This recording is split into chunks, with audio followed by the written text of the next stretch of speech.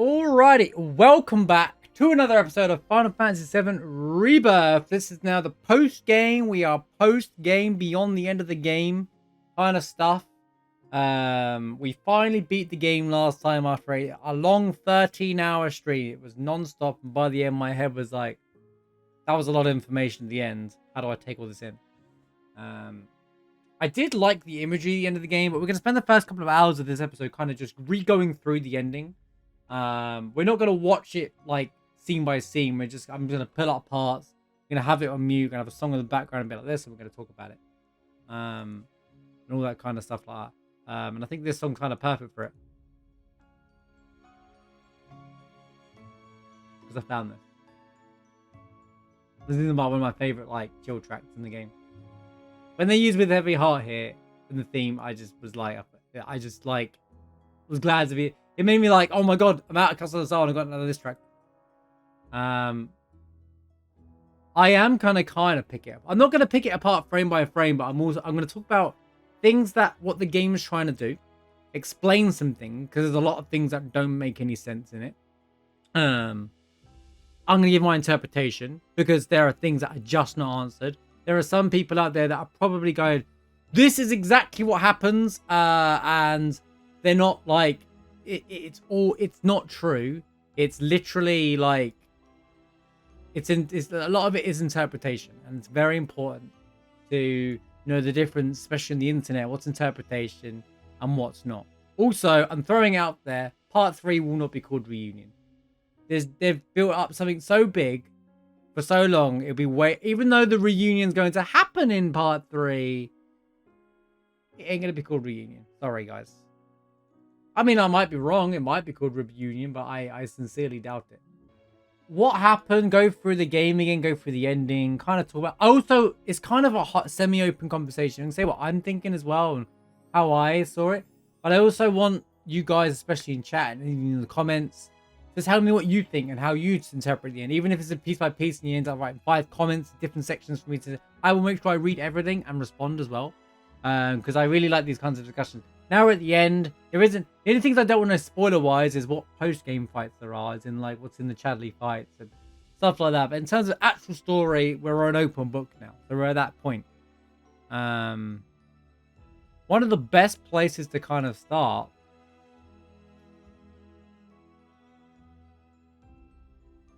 is like in the beginning of chapter 14. So the beginning of chapter 14, things kind of get a bit crazy. Yeah, Reunion would be a marketing nightmare because you got Crisis Core Reunion. I think they used Reunion and Crisis Core intentionally. We didn't know Rebirth was going to be called Rebirth, so they're going to make it. You know, Square. They're going to keep it. They're going to keep it like we're not going to know. So, are you sped up or am I going crazy? I hope you're not. No. Right. So when you start chapter 14, so this is post Temple of the Ancients. I'm not talking about Temple of the Ancients because everything is kind of clear there. Cloud loses his mind. He caves into Sephiroth. We can talk about the section if we don't understand what's going on. Like up to... There is, to be fair, it is worth kind of semi-talking about the Black Materia stuff, which is interesting. Because it is important to talk about. Let's just jump straight in and we'll try to just chronologically. Aerith says that it's a fake. She calls the materia a fake. Now, she's called the black materia a fake. Now, where that came from is kind of insane. Like, that caught, I think, everybody off. The whole point of going through the Temple of the Ancients, but why would the Temple of the Ancients hold a black materia that's fake? It doesn't make sense, right? And either it's got something to do with the clear materia. So at this point, Aerith has... When she's talking to Sephiroth in the scene before the fight, I don't know if this is going to have the fight, actually. She has a green aura around her, basically, right? And that green aura is like the power of the scepter she's gained during the course of the temple. The main reason why we do the Temple of the Ancients within this game is because Aerith here literally gains the power of the Zetra. Now, I have problems with the sudden drive forward for it. Grabbity crap, grabbity crap. I love this part, by the way. But before I say that, like, I think it's important as well. She randomly drops out there that there's this fake black materia, which kind of changes.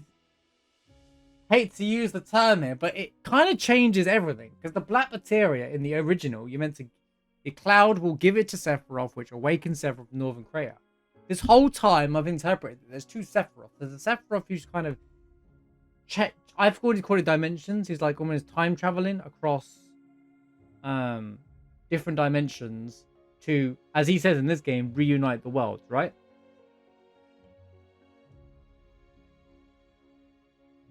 But maybe the Northern Crater Sephiroth isn't actually there anymore and he's already escaped. Because if there's two Sephiroths, maybe he might not even be in Northern Crater. It might have always been like this. He might have always just been in the live stream and he's found a way out of the live stream. That is a very big interpretation. And a lot of things of his on-screen stuff is actually he's just using the cells, the Genova cells, to torture Cloud. There's a really important scene where he says to Zack, "Not you," to Zack, because which we'll show in a moment. Super important that is, because that means that he knows that he can't manipulate and take over Zack, but he can manipulate and take over Cloud. Now, before this carries on, because I know it's exciting stuff happening on screen, one of the things that bothers me is that there's no payoff for Aerith getting towards the end here. This whole build-up, this whole time, we've had her showing up. She's literally says she hates Hojo. She has problems with Hojo. She says she hates Hojo. It's almost like they're setting up that she's going to get her revenge on Hojo, or find a way to, close off that, because she lost her mother to Hojo and his experiments and everything. And they really capitalize that in the Temple of the Ancients when they have to deal with their biggest traumas in their life, right?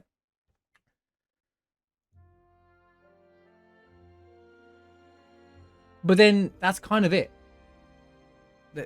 Then suddenly it's like, oh, I'm going to save the world. And it kind of bothered me how she just... They even build it up in this game. The whole hating Hojo, trying to, she wants to do things for herself. She wants to sing that song. And then suddenly she's not... Now, like, as soon as she gets it, everything changed. And I know the whole thing was a trial for Aerith, but she didn't seem like she was going to do anything different until the end of this.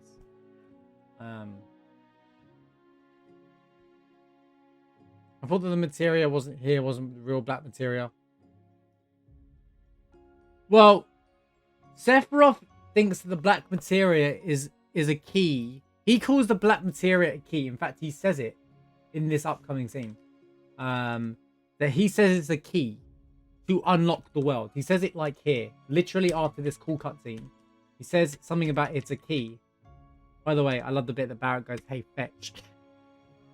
He's like, "That's mine." "Fine, fetch." "Fine, fetch." Here it is.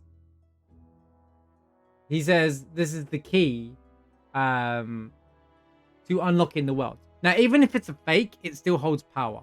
So this is the key, which grants access to the true counterpart in between worlds. So basically, the key that that's being used here unlocks what happens after the Temple of the Ancients, basically, where you jump across the world. I think that's what they use to jump across each world. That's what Sephiroth is almost doing, and how he finds Aerith and Cloud inside the time paradox, which we'll get there. We'll get there, which is just as confusing. That's when things start going off the rocker. How's it going, Sergio? Hope you're doing well.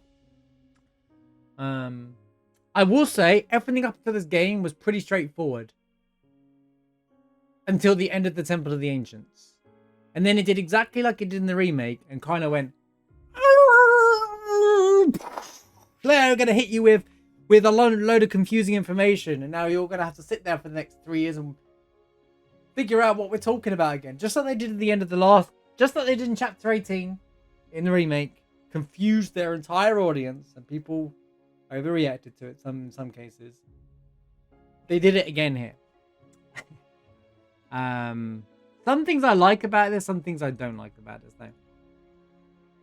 Yeah, but this gave him, it's a key. So he didn't say that's the real black materia. It's like almost like he knows. He's just like, this is the key to unlocking maybe the real black materia. Although we all know that really the black materia is hidden in the calm shot up the steps. I know we all know that, but let's protect the Rebirth remake canon. Don't know that right now. Wink, wink. But it does beg the question: where is the real black materia? Is it a thing? You know, is that something that's lost in between the worlds? You know, because even though Aerith said it's a fake, she's not faking him out and saying, "Oh, we should leave it behind." The moment he has it, she's like, "Okay, now we need to make sure he doesn't have it because he can do unimaginable power with it." He also uses it to manipulate Cloud even further, which is why Cloud switches. I know a lot of people don't understand why Cloud switched, but it's more like he's been losing control the whole time. There's something confuses with the key scene from the original game. What do you mean? What do you mean? It's feel free to tell me what you mean in detail. Like I'll respond to it.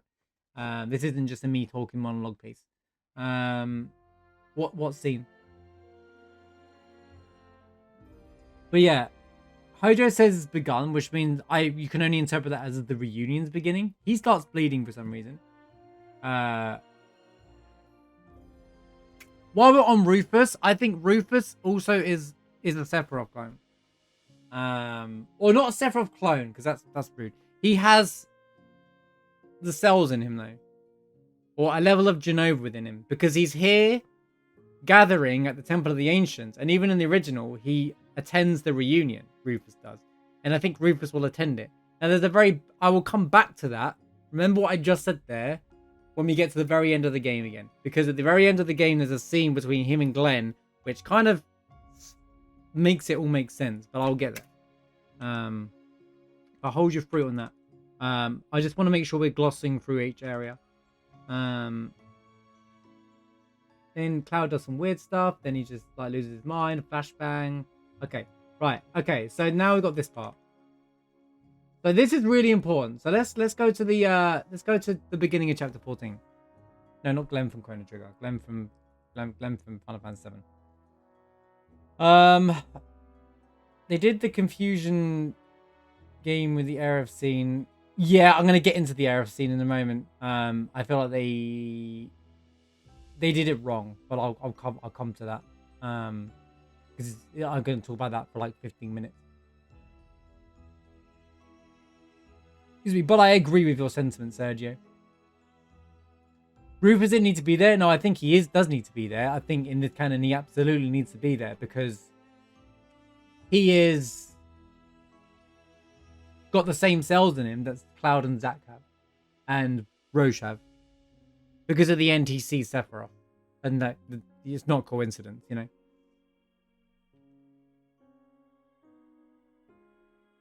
The whispers, again, I'm going to get into whisper. You can do this whole game with it. This whole game didn't need whispers. In the original, I get it. In the remake, I get it. I mean, but having different timelines is fine. Had they delivered it, Zack got let down.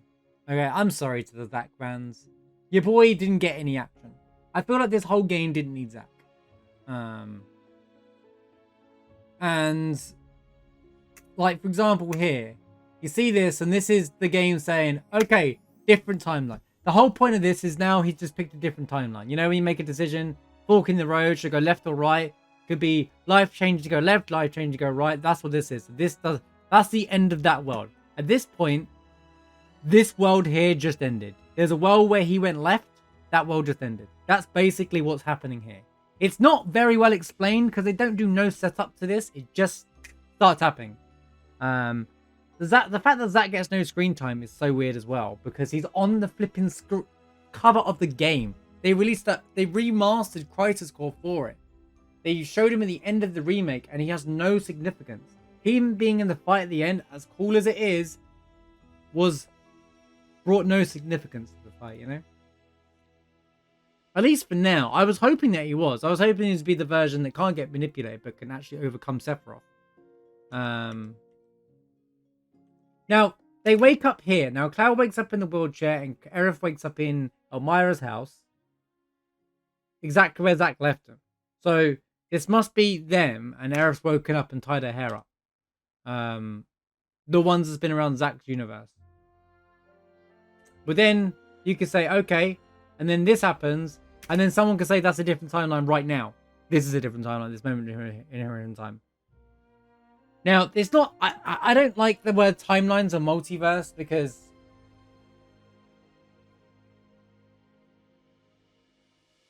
it's difficult because what you're doing here is, are these worlds... what... you know, there's this whole thing at the end where only Cloud can see the rift in the sky, and is it in his head because he's seen the rift thing in these worlds, or is it because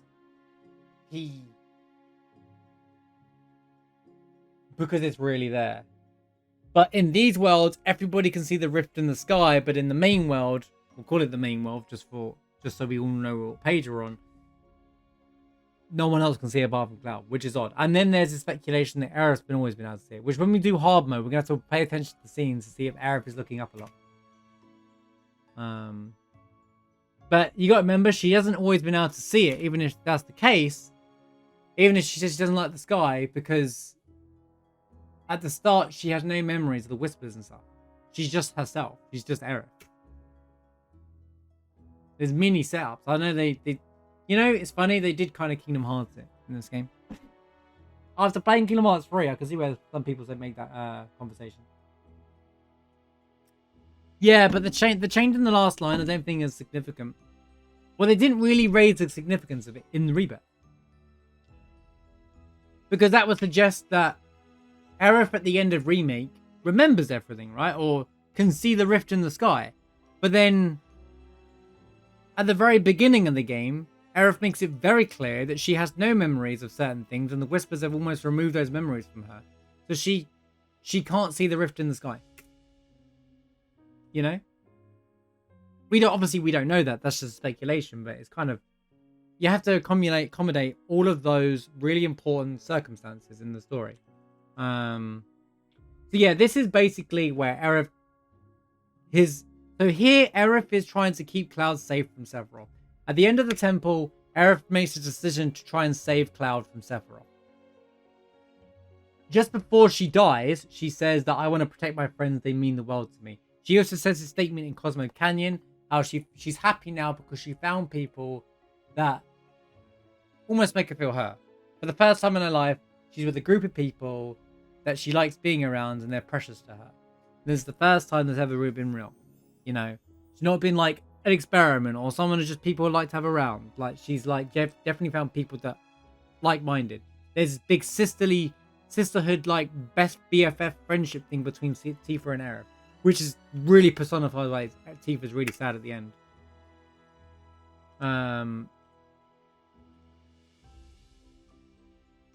Now, during the courses, if you didn't notice it, all the stamps are different. So the stamp universe that we've been playing in is the... okay, I'm not going to sit here and try and, you know, do dog types because I'm not the best at them, but it is a type of dog that everyone knows as a normal stamp thing. Every single other dog version of stamp in these universes are different, right? Some people noticed it straight away, some people didn't, all right? I don't think these decisions here matter. Stop, just get to the point. Where's the... let him choose. So that, see the dog there? That's a different stamp. Beagle, thank you. So Beagle is the one we're familiar with. And then here you got a different looking stamp. Can we get to the... you can see that already it's a different doggo. A different breed. I wonder if this play... this isn't my playthrough, so... do you press the stamp figure? I feel like there's like a secret scene with the stamps.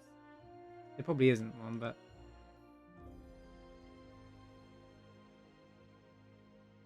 and then every time the screen flashes out or something like that, they go to the next place. Now, the stamp on here is the same stamp. They're in the same universe here.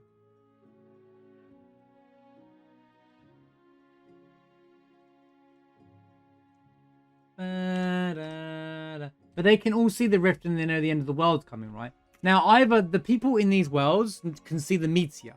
So there's a good chance that actually they all see meteor in the sky and not a rift.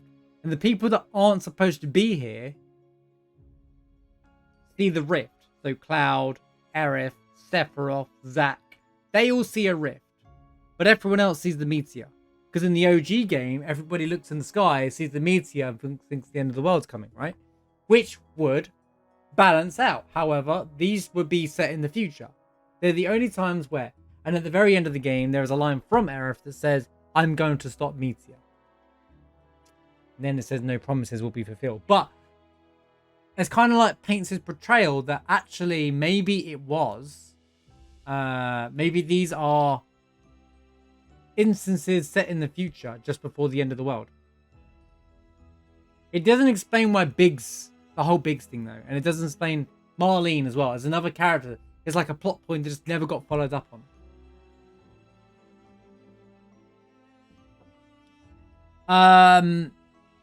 Everyone can see the rift. The game kind of gives you this indication that people can see the rift, or they can see something in the sky because they know the world's going to end because of Zack.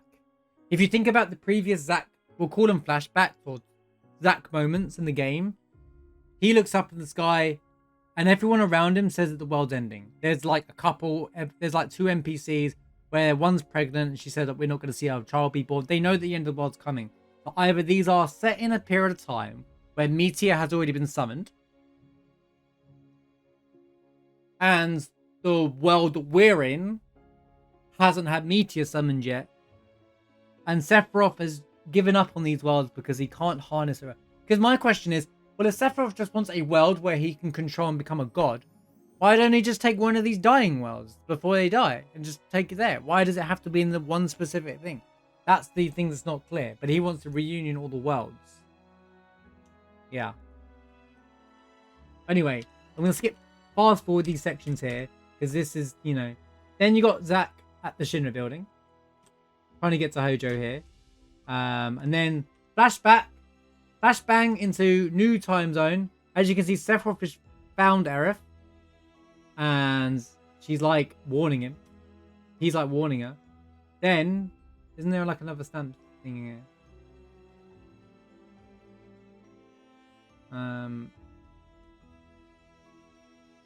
But yeah, it's kind of like, I can't remember, there's a movie that does this where they try to like try to protect someone, and like, so Cloud's memories are like, this is more like normal Cloud, the remake Cloud, where he's kind of confused, right? But there you go, there's a different stamp. Biggs is for, that's a pug. So if you really, I'm not going to sit here and pair up every single universe, but there's a pug version of stamp there.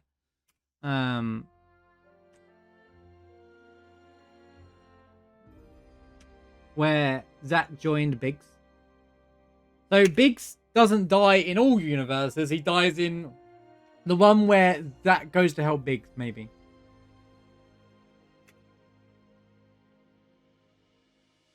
This isn't my video. This is just a random video that has all the cutscenes.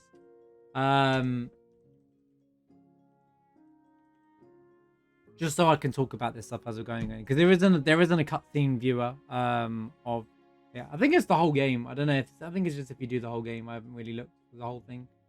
I guess if we want to, we can pull up certain scenes and go back to them, but I just want to talk about the ending today. I might do deep dives of other stuff down the road. But yeah, Biggs randomly gets shot here. Everyone's like, what do you mean? But they didn't do anything with it. It kind of like removed the whole Biggs being alive. Remember the reveal that Biggs was alive at the end of the remake? I kind of feel like they didn't do anything with that. And why is Kyrie even in these worlds? And there's characters in these worlds that are here, but they knew Cloud. Like Marlene knew Cloud. Biggs knew Cloud from when he was Cloud when we played. But then at the same time, Zack, it doesn't really explain this world.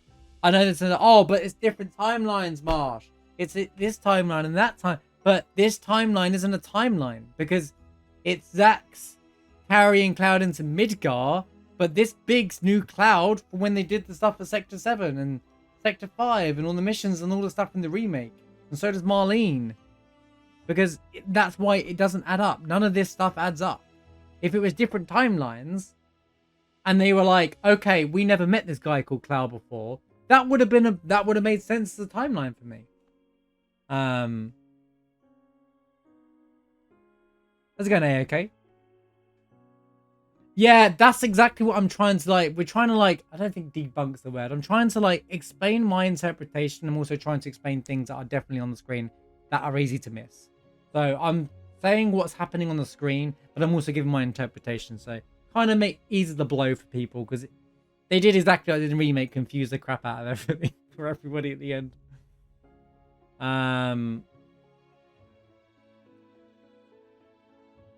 It has to do with her relating to the sky with Genova. Her equals dead people, etc. Why she hates the sky.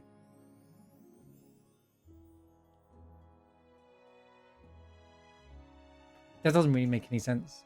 But I'm not expecting it to make sense. Not what you're saying, what their statement is. Zach here seems to think he's escaping a timeline here. I'm always a punchline. I love that line. But is this, you know, the question is this one Zach jumping across like Cloud here and Aerith, or is this multiple Zachs? You know, is he, because Zach doesn't know he's in a time paradox, whereas Aerith does. Also, speaking of which, if Aerith knew this, she knows that there's a paradox of Zach's alive, but then she says shortly, I like you, Cloud. And again, that's another thing that doesn't make sense, which Aerith is saying to Cloud that she likes him. There might be a timeline where, but I said this during the course of the game, there's different Aeriths trying to, so I have this whole Doctor Strange theory where, you know, if you've seen Endgame, you'll know exactly what I'm about to say to you. I'm not going to spoil anything, but 1 in 14 million, where Aerith is trying to find the one time zone that they are successful in defeating Sephiroth. Completely saves the world from Meteor and all that kind of stuff, right?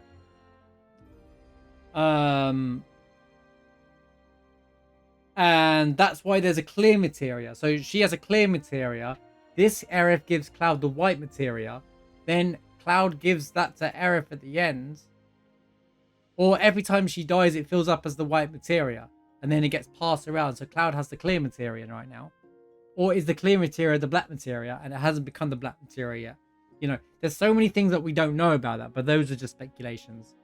Did anyone think that Aerith was going to wake up in Zach's timeline? I've just got...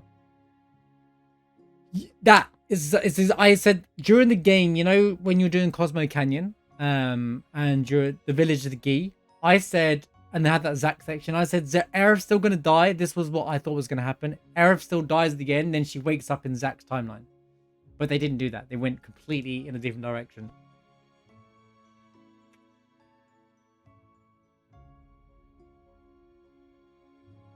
It should have faded to the black and then fade to the beginning of Skyrim.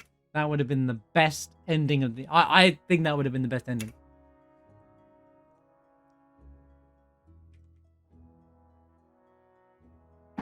Have a quick drink break there. This is an important scene. So, also, there's Johnny in the background. With a different type of stamp, once again. Also, he has a massive cut on his eye.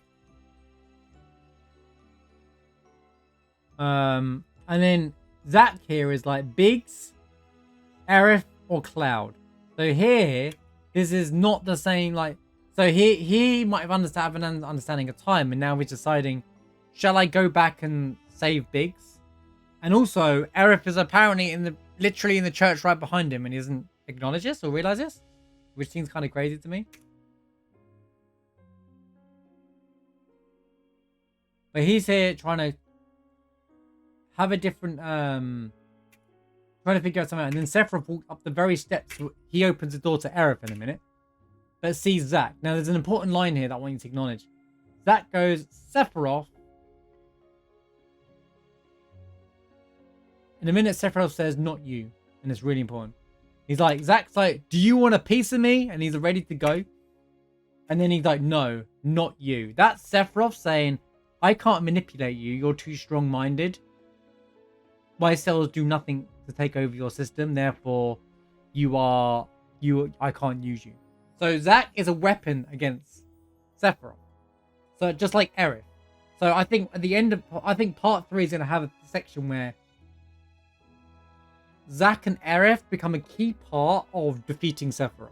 You know how in Advent Children, at the very, very, very, very end of the movie, Cloud is in the, I think it was all water at that point, but where they clean the geostigma, and he looks out the exit of the church, and you see Zack at the door, and then Aerith is walking out like they're about to leave for good. I think it's going to be a little bit like that. They're both like there, but they're not.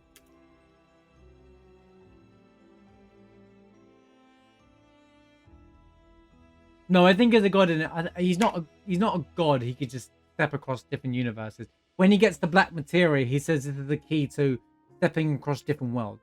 So he gets that key. Cloud gives him the black materia, the fake black materia, which is a key to getting across different worlds, which is why Sephiroth is allowed to do this right now, because Cloud gave him the fake black materia. They kind of do explain that, not very clearly, because you don't know you're in a time paradox at this point until the very end of it, and you're just like, huh?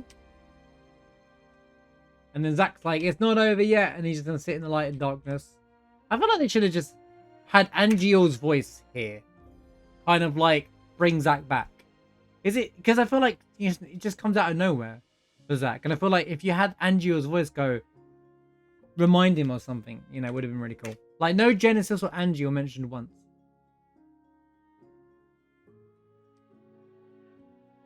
But then there's a scene here where Aerith's like, I like you, which to me I found kind of odd, because look, I'm not, again, if people want to ship, do whatever you want, but the game in Final Fantasy VII isn't really about a romantic relationship or who's kind of, but it just kind of came out of nowhere, because here's what bothers me, is during the game, Aerith is looking for Zack. She goes to Zack's parents, speaks to him to see if there's any trace of him. Tifa goes, any luck finding him? And Tifa says, I will help you find Zack. Tifa is literally telling Aerith that I'm going to help you find Zack. So neither of them acknowledge that Zack is actually dead at this point, potentially. And Tifa's helping to get closure. So even modern Aerith is thinking about Zack still. Not Cloud. So this kind of just fell out of nowhere.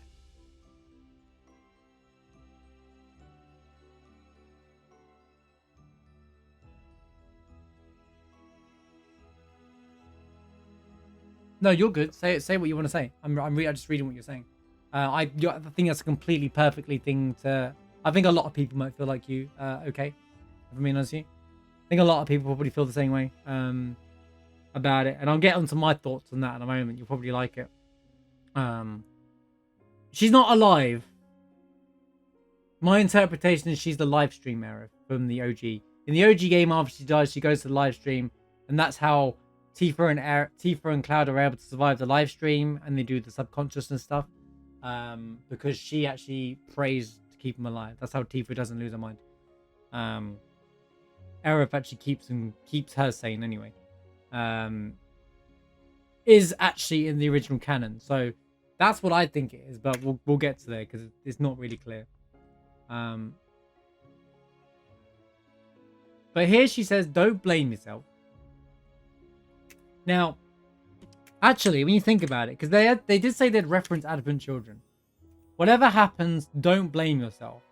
So at this point, this Aerith knows she's gonna die. She knows that the scene's gonna happen. But this isn't the same Aerith that... So this Aerith has already done those events. And this Aerith is not the same Aerith that's at the City of the Ancients at the end of the game, okay? That's really, really, really, really, really, really, really, really important, okay? This Aerith on the screen right now is not the same Aerith that you see at the end of the game. This is a different... And she gives Cloud a white materia here, right?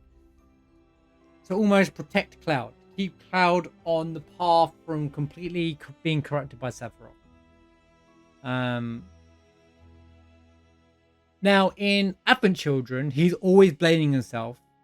And she's like, don't blame yourself. And stuff like that. So I think this line here is a setup for post everything, I let her die kind of thing.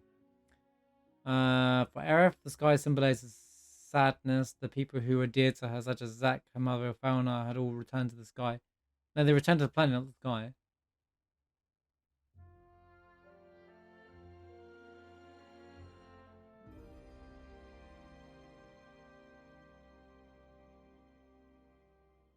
Yeah, it could just been a mistranslation that they fixed. Yeah, I think it's poor translation. I don't think it's that significant.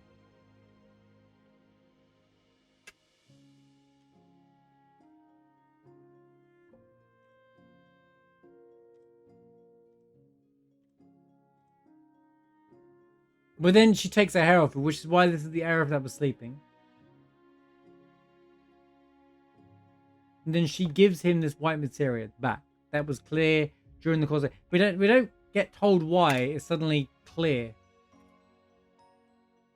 This isn't about me, though, and it's about saving the world. So, suddenly her whole hatred towards Hadro is just gone. Oh, this isn't the same era, to be fair. But... there's a chance this is the same era that's haunting Cloud as well. But... I'm going to say no, because I'm going to overcomplicate if I go down that route.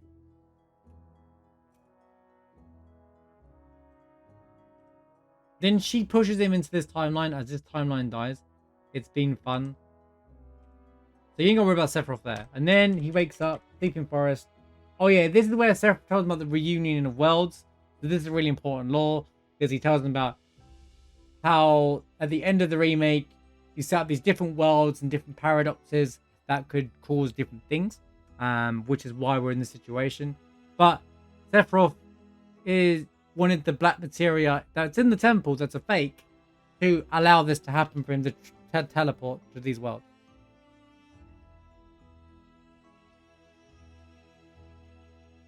So yeah, this all happens, and then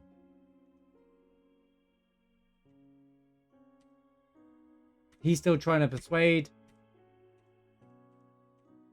Break Cloud here. This isn't the fight with the exact stuff yet, isn't it? That's later.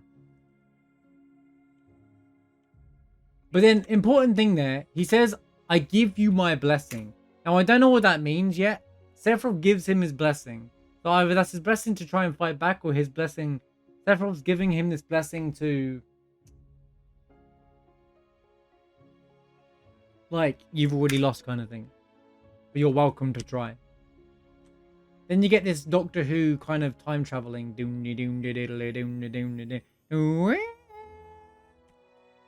me that in Doctor Who. Tell me that inspired by Doctor Who either. Then you wake up in the sleep forest, and he says that doesn't belong here. How very poor form, you know, which I kind of liked. He was like, oh, you brought this with you? That's not good. Then you fight the Whispers.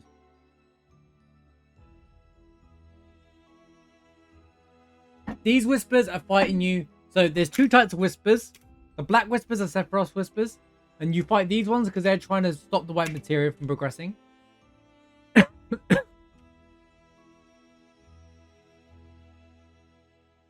And then, we'll skip past where you've seen the rest of the party and stuff. Oh, they do the scene from the original game where she disappears and says, I'm going on ahead. So this is normal Cloud. Normal Aerith talking to Cloud. Then we get to the Temple of the Ancients. Important note, I know people are like, where's Bone Village and all that stuff. Like, they put the Temple of the Ancients north this time. It makes more sense. I know not everyone's going to agree with that. I think it makes more sense that it's hidden somewhere in the north. And it wasn't always built there. It was constructed because you need the keystone to put it there. It kind of does make sense. And then you can only get to the Sleeping Forest from all this. They can incorporate Rocket Town and Bone Village in a completely different way that has nothing in a normal part of civilization. Which kind of makes sense. How would the people in Bone Village not be able to get to the City of the Ancients from where it is? It was just because the tiny Bronco didn't go that far, you know? Although it technically did, but, you know. Anyway, you get to the City of the Ancients, and he's like, you get this really cool cutscene where he's like, he says, yes, keep praying, Aerith. Which means that Cloud being here, so you're not even here to save Aerith. You don't even realize this. You being here, Cloud being here, is bad for Aerith. If Cloud hadn't come here, she would have survived. Now, stay with me. Stay with me. Because you'll see why I say this in a minute.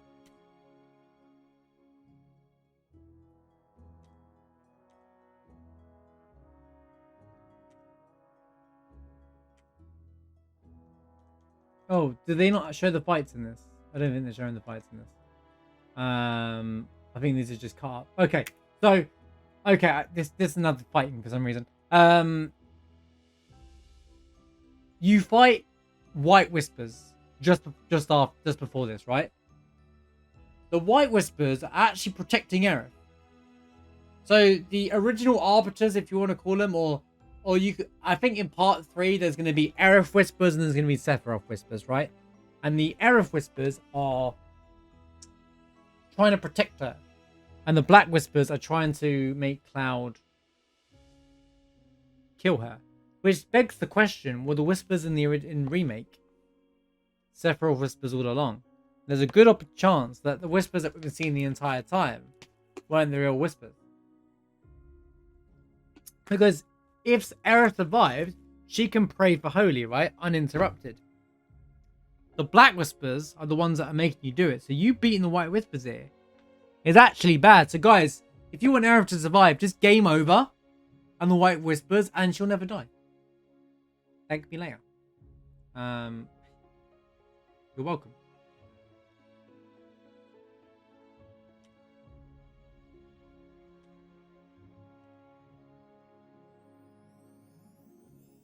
But anyway, they let Cloud walk through for some crazy reason.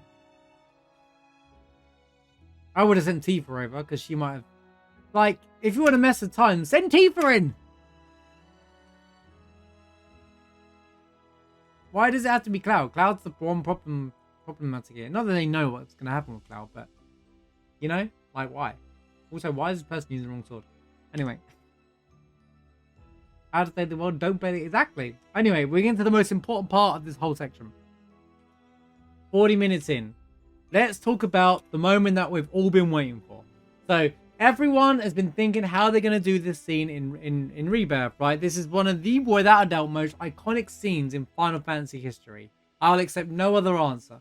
And I thought, even if you're fans of other games, this is, unarguably, the most iconic scene in Final Fantasy history. People that don't play Final Fantasy know about it. People that have played it know about it. It's seen basically put Final Fantasy on the map. Because the game was great beforehand, but I can assure you, the Aerith moment is the moment that everyone will talk about. People know Cloud, Aerith, and Sephiroth. No one else, really. Okay, people know Tifa, but probably for different reasons, right? So,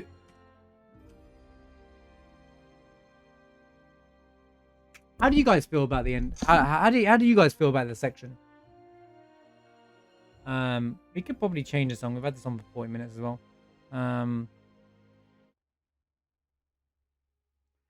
So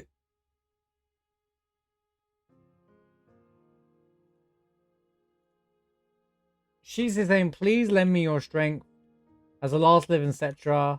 This is all I want is one thing, to protect my friends. Power of friendship, am I right? Keep the others safe. Right, so all these whispers are here, right?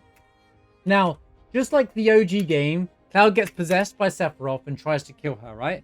And then everyone in the party is like, stop, Cloud, what are you doing? You know, like if they're in the party in the OG game. The whispers don't need to be here. So my first argument already is, this didn't need the whispers at this point, right? Now, I didn't have a problem with whispers before, but I feel like it kind of ruined this section. Like, the whispers are forcing him to make the blow, not Sephiroth cells. So either stick with Sephiroth cells or whispers. Don't do both, because then you're making it ultra confusing what people want, right? What you want, what you're trying to tell us here. This is like, if it was, come on, Cloud, kill her. She's bad for, because in the original game, Sephiroth even sets it up like she's bad news.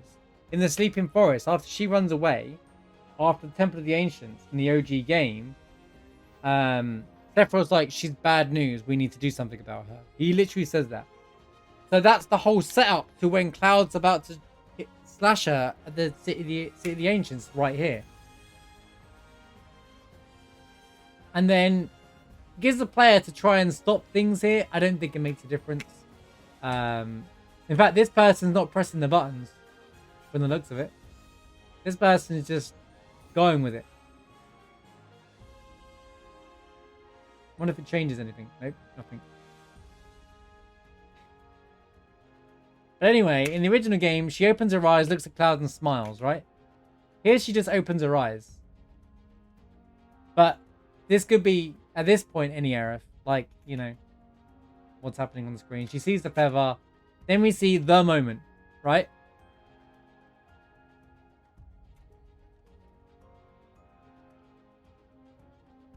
And then they bait us with this whole this.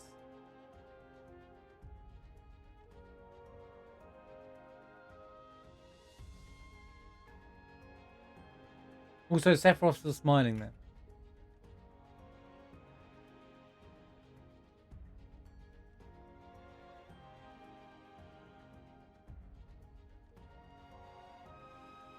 I'm going to speak in a second. I'm intentionally letting this play. I know that the sound isn't on. It's not meant to be on. Okay. So they do this.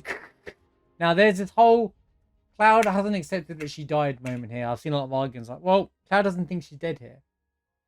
Well, there's a timeline where she didn't die. They clearly show Cloud steps in front and stops the sword from hitting her, right?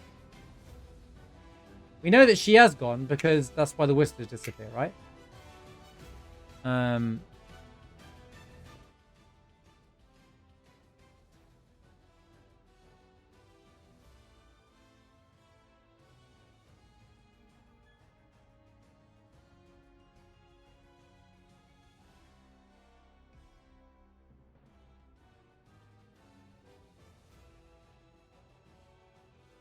And then she dies, and then they do this part. Actually, I want to point out the sound here.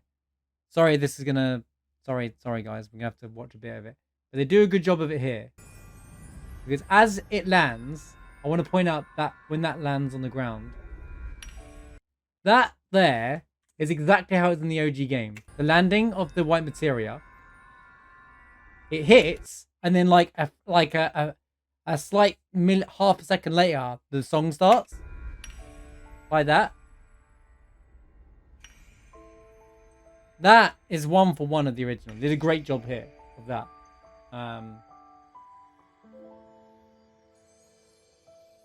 But you don't get any time to breathe here, right? There's a lot happening on the screen, right? And you don't have any time to breathe because a lot just happens. Now, I don't care if they're going to change how the things, change the interpretation of things. They should have left the scene the same. People will say they ruined this scene. And I completely understand why people would think that way. Because, okay, they ruined redoing this scene. Because they could have just left it as she still dies instantly. She does anyway. But then Cloud's memory goes all fuzzy. And we deal with that afterwards. After all the events. You know, have everybody angry. And, oh my god, she's dead. But then Cloud thinks and then when he picks her up at the end and says, Aerith, wake up. That's when she opens her eyes and then it's in Cloud's head again, kind of thing. Or what they could do there. I feel like they did kind of, I don't want to say botch. I feel like this wasn't the direction that I think people wanted to see. Aerith!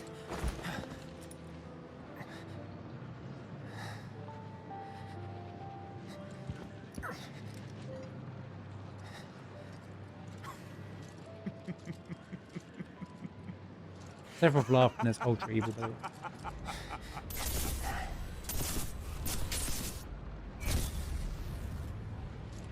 Don't wait.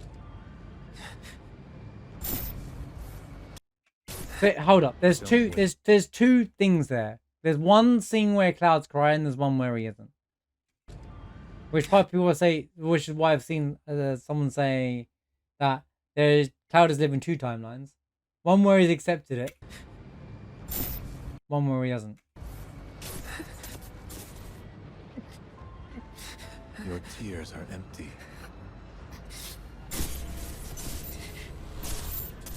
Also, I wish Cloud said, what about my feelings at this moment as well? Just like you. Ba, ba, ba, ba, ba.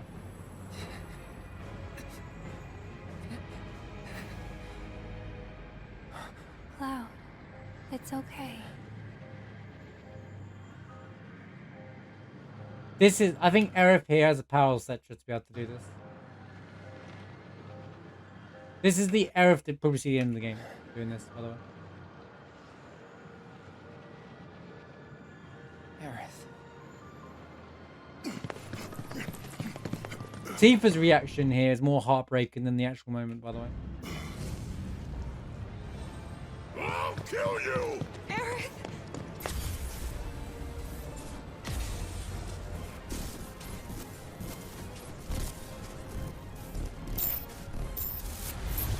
So you see her eyes closed there. So there's... Her eyes were open before and now they're not, right? Oh no, her eyes are still shut.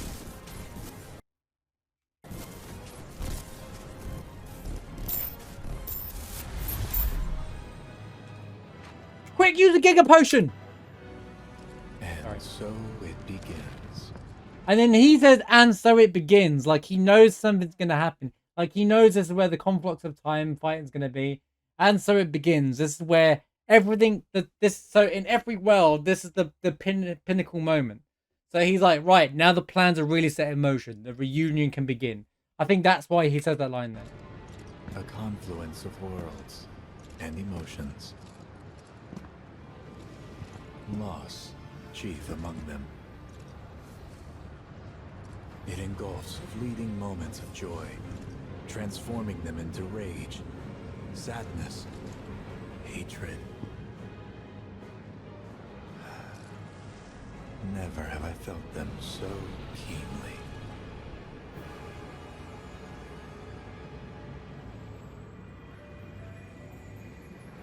I got it. So he's like, I got it. Then puts her to rest here. So everyone's saying he's like, I've seen people say, oh well, he hasn't accepted that she's alive. He still thinks she's alive and all this stuff like that, which they do kind of give that interpretation. But then why does he lay her to rest it? I'll get to the other part in a moment. I don't know if they're gonna show part of the fight. This is just the cutscenes thing. I think. Shut up! The clouded eyes. Also, one is a pun because his name's Cloud, and two, because his eyes are genuinely clouded. After all, You're a puppet. you're just a puppet. I feel like it should have said you're just fly away, and then the words. So this scene here, I think they did it wrong, right? I don't know if anyone disagrees with me, but he goes, after all, You're just what? a puppet. He says you're just a puppet, right? Which is exactly like the OG, but what they do is they say a puppet at the end of the fight. But they can't do that here because there's a big, massive multi-fight coming up, right?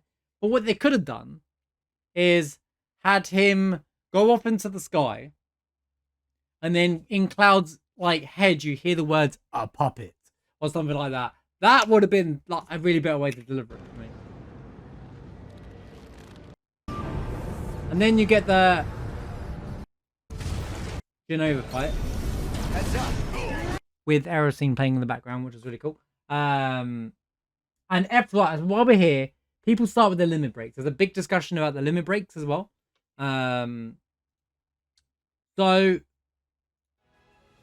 I've seen it. I thought of an angle that no one's. Well, I say I thought of an angle. I've not seen anyone say this to me yet.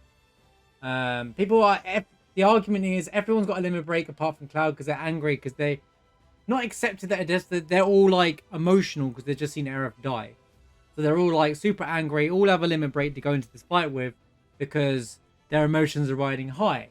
You know how in Final Fantasy IX they explain what trance is or breaking your limit is? Because a wave of emotions has set you off to be this angry. So it's kind of the same stuff, right? Same substance, right? But Cloud doesn't have a limit break. But I also think it's got something to do with the Temple of the Ancients. Temple of the Ancients, you go through that trial where, or 5 of them go through the trial, you know, where, although Kate Sith has a limit break. So it kind of, and my original thought was, well, they all went through that trial, right? And this is the Cetra giving them the power to fight back, but Cloud never went through it because he's got Genova within him. But actually, I think Kate Sith starts with a limit break, so it kind of puts that to sleep. I don't know if they show much of this fight on this screen here.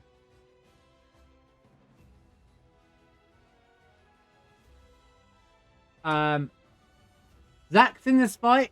I feel like they used yeah, I'm quite like anti a lot of this. This part reminded me of Advent Children, the extra scene. There's an extra scene in bonus. There's a bonus scene added to the special edition, definitive edition of Advent Children, where Cloud and Zack talk.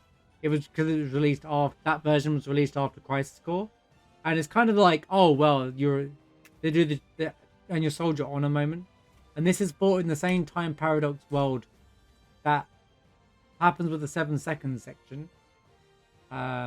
They come back here for some reason.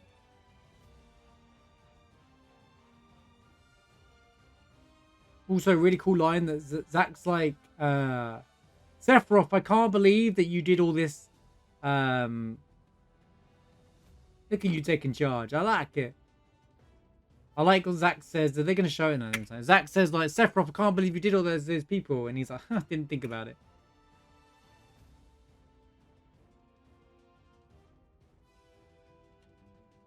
But then, like, he separates Zack from Cloud. I think that's the only thing you can deduct from here. That Zack is a key to defeating Sephiroth with Cloud. Then we get Sephiroth turned into Bizarro, which I flipping loved, by the way. The only thing they missed here is they didn't use Birth of a God. Bro. Like, this would have been the perfect time. Like, I've loved every single track on the game. They could have redone Birth of a God here. One of the best tracks from the game in the original sound. Okay, a lot of people can say it's subjective, but come on. But they just remake it in the way that all the remakes made of it. You know, I'm not Tifa over. Tifa, I'm so sorry. No, not Aerith over. Oh, we're killing the characters over it. Sorry, quick timeout. Right, let me just fix the party. Alright.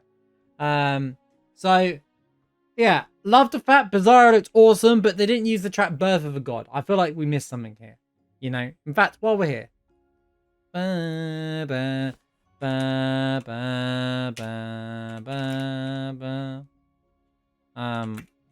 It doesn't need to be there, but Hold your fruit.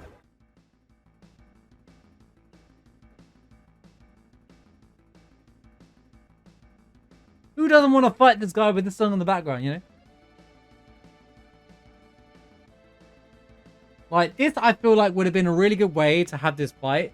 Have a version of this track play. Like, a remade one of it, you know? Like, I feel like they missed...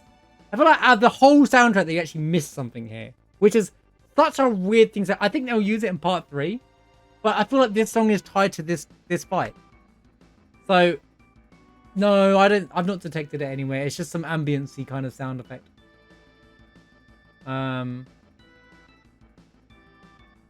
But yeah, the fight goes along. Then you fight it with... then Zack fights. You have this climbing section. Zack fights him. I guess I can talk about Zack now. I feel like Zack didn't get used enough in this entire game. Like, I don't know why he's a poster boy on the game. He has no significance in Rebirth. Rebirth you could have done Rebirth without the Whispers, and you could have done it without Zack. I'm not anti-Whispers in the storyline, by the way. It's just that I feel like they just didn't bring anything to the table. The white and black Whispers didn't bring anything to the table. Didn't change anything. Zack? Why no Zack? No, they didn't use Zack enough. They didn't bring any significance to him. I'm not saying I didn't want Zack in the game. I'm saying that they put him in the game, built up something during the course of the game, and his payoff was nothing. His payoff is probably in part 3, but his payoff was nothing. Like, they didn't do anything with him. Like, what they should have done is chapter 14 could have been a whole section where you're Zack, and you go find Biggs, and you all the things been built up in Zack's thing is like a whole chapter dedicated to Zack. Not padded out, just a whole section where you go through that same thing, but we're as Zack, trying to figure out what's going on. Instead, it was just a bunch of cutscenes. People want to play as Zack as well. He has his own set of mechanics. I know there's the Chadley fights, but casual people aren't touching those Chadley fights. I'm sorry, they're just not, because they know that everyone knows they're high-level fights, right? So let the casual players enjoy their Zack too. You know, I just feel like they completely missed a whole thing. Now, there's a good chance that they did, and they removed it because it was already too long. Sometimes with main story, you got to think, is it unnecessarily, is it too much? Have we, the game's long enough, maybe we need to cut it down. There is a chance that they did do it, and they just removed a lot of it because does it really add to the game? Does it really, or does it just pad things out? I think a lot of people yelled at Square saying the remake padded out too much. I massively disagree with that. But apart from the sewers section in chapter 14 in the remake, let's not go there. The second sewers visit in the remake was really padded out. But apart from that, remake is not padded out, right? I think they were so conscious about being accused for padding things out that they were like, we best not, we'll just leave it as it is. Zack didn't do anything. I thought you would have controlled him more, like as in fights and stuff during the course of the game. But I just kind of feel like we missed. I feel like you missed a bit here. I do feel like they missed a bit here with the Zack fighting. I feel like he had no significance at the end, but he's all over the end of the game. But there's a meteor here crashing, so we've already seen meteor about to crash here, where Sephiroth's fighting. So this might be one of the future worlds that are ending, where Zack fights Sephiroth here, but then he falls. Now I've seen some arguments that say, okay, which Zack is it? Is it Zack complaining? Is it is it multiple Zacks across different timelines, or is it Zack who's jumping different timelines to because he seems to be defying fate himself, almost as the hero.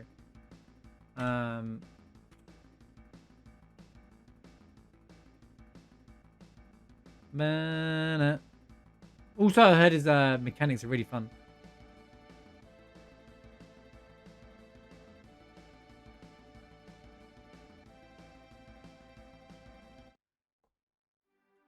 But so yeah, there's that part. I feel like they definitely missed a bit here with Zack. Let's just continue through the scenes because I want to then give my final reports and recaps on it, and then we can go back to the post game.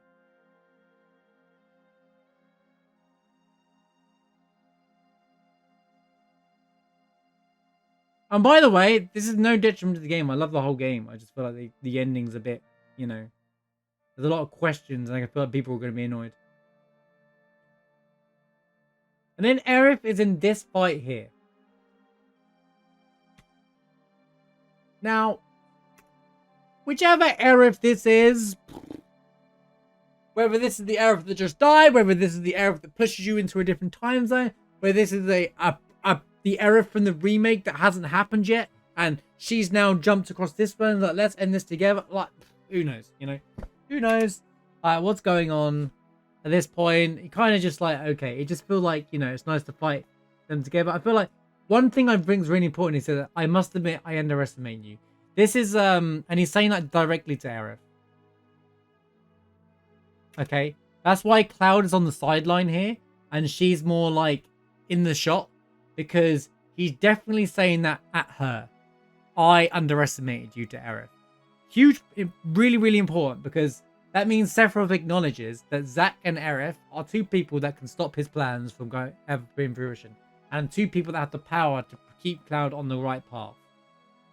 So his real enemy is effectively Aerith and Zack, which is why he keeps trying to push away Zack, although he won't seem to try and kill him yet.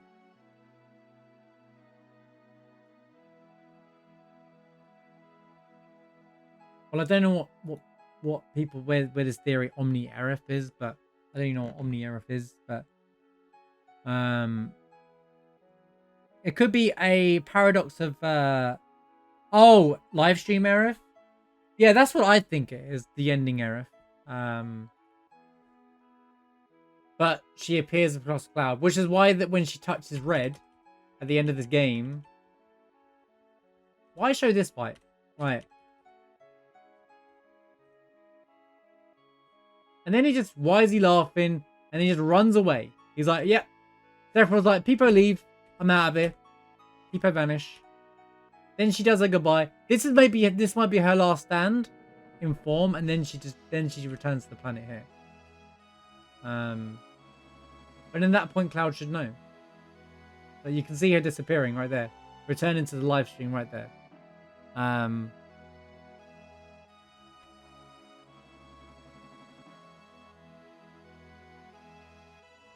the Zach's like, oh no, different time zone again. See you in the see you next time. See ya. Like, it's such a Zach was wasted in this game. Then you got Tifa seeing her best friend die, which is really sad. I think this is the most tragic part. So we have this happen here, and I feel I don't want to use the term messed up because I didn't direct this. But I feel like they should have played the scene out as it does in the original, how Aerith dies, and then she appears in front of Cloud at the end where he thinks that they still could have done this without him clashing with Sephiroth, but then we see like and then see her die. I feel like they removed a lot of the emotion. I feel like a lot of people found the temple stuff way more emotional than this. I didn't find this whole section emotional in any way. I didn't feel sad when I saw Aerith die, which is mind-blowing, right?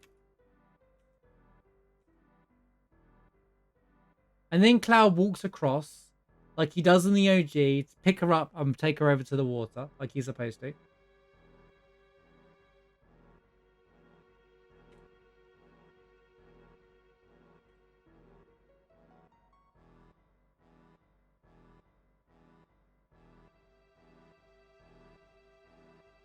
But he doesn't warp anywhere. I think it's just imagery here. Now, so here's the thing. He says, like, Aerith, wake up. And then she opens her eyes, right? This is when they could have done the moment.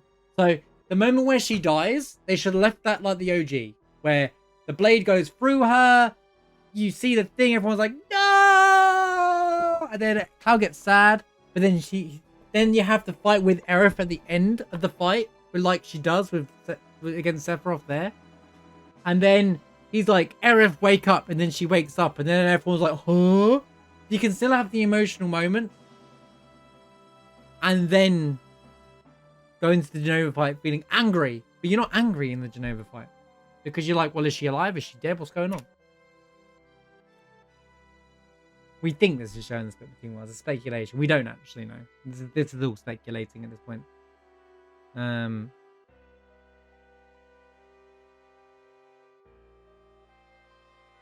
Also, her hair in the back lighting balance hair doesn't work. So here we go straight to this part. There's no emotional scene. They didn't do the... He walks in the water, then, you know, people said, oh, he actually drowned her. She wasn't dead the whole time. Like, they didn't do the bit where she... The most poetic moment in the original was where she floats to the bottom of the water, right? Like, it's all about imagery, right? It's all about realism, like imagery. Fantasy game. But, like, that was one of the most poetic moments of the entire moment of that whole section. They don't do it here. But they clearly have done it and rested her here because... I don't want this song playing during this because of many reasons. I'll put this back on.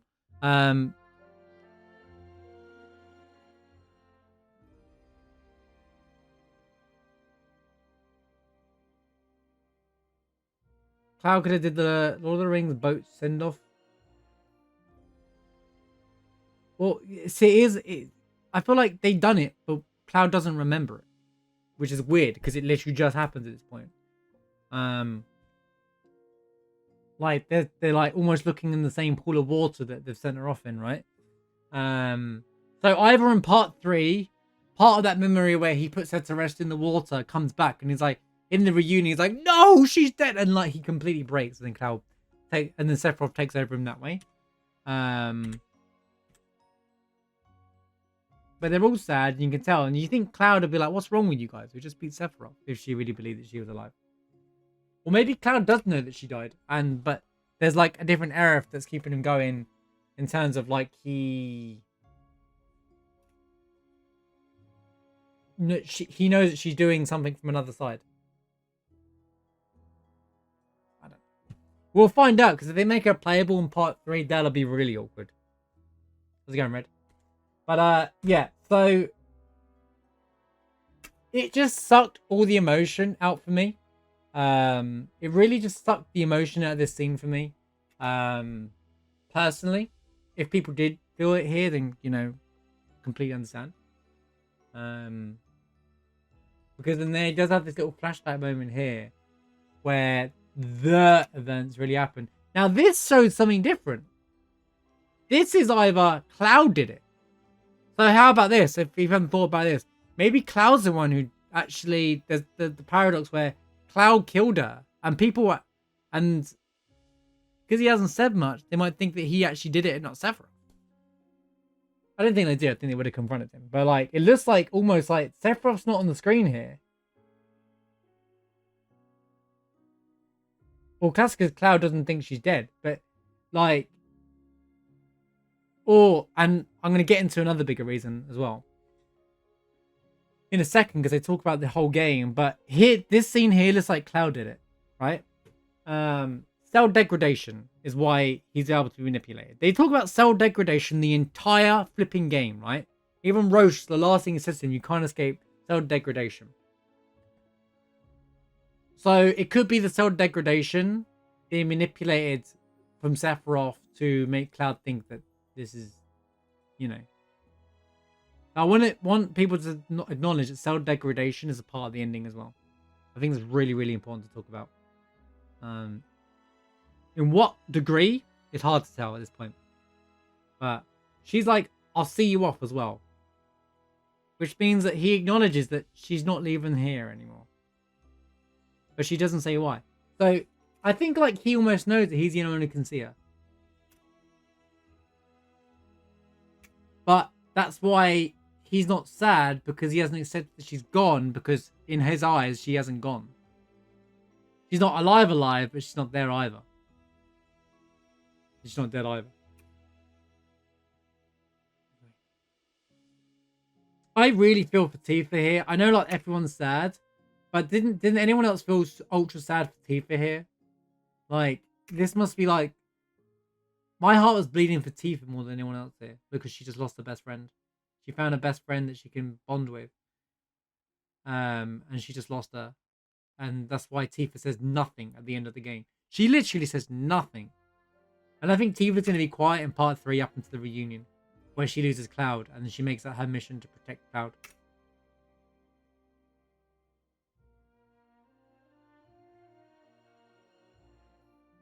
Yeah, I think there's going to be, how can you feel to say that about Aerith kind of thing. Like, she's going to have an argument with him.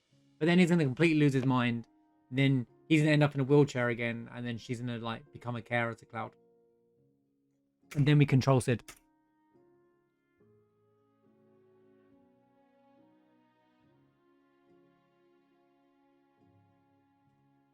But yeah, she's still so lost. Like, right, okay, really important scene, right? Okay, so this scene here. So I said I think Rufus has Sephiroth cells in him, or at least Genova cells. Being a bit terrific, right? I'm actually gonna stop the music for a second. Hold on, Red. I'll get onto that in a bit. I just want to finish this piece.